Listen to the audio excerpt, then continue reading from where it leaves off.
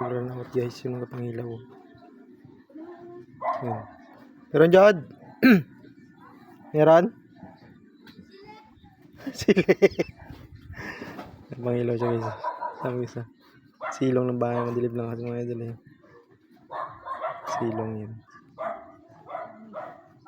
Long kurente dito guys yun.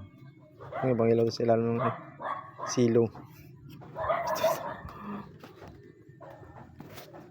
Init. Long kurente kasi. Sabay lang dito. Yun naman ang ilaw dyan. So sa kabila. So sa kabila na yun. Sarap niya. Tatabaan yan. Guys, malapit na siya dito. May uli na, may uli. May uli na sa maral. Meron na ako sa maral yan. Taba. Taba niyan, sarap. Yummy. Yuhui. Grabe uli ba. Dami oh. Dami ko ah. Ano boy?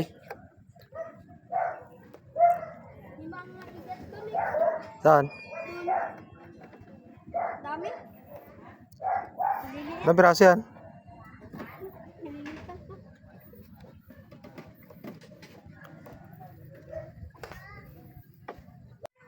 Tingin? Hindi malaki dun. Tibay mga ilabot. Try mo na dun. Hindi pangat ko.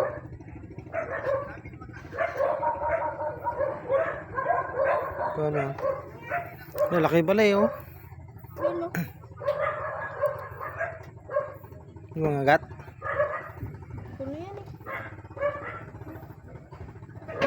Aba oh. Kaya mo na nga doon. Meron doon ano. Kasan mo lang.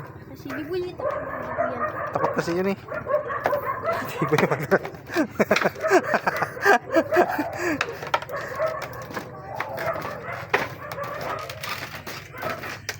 Iwasan mo muna. Guys. Dami rin ah. Ihawin niya daw guys. Ihawin. Taba niyan. Sarap na kainin no. Oo guys. Yan ba siya?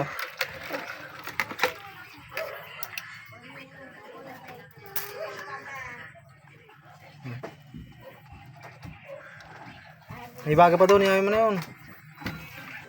Ano yan? Dawat.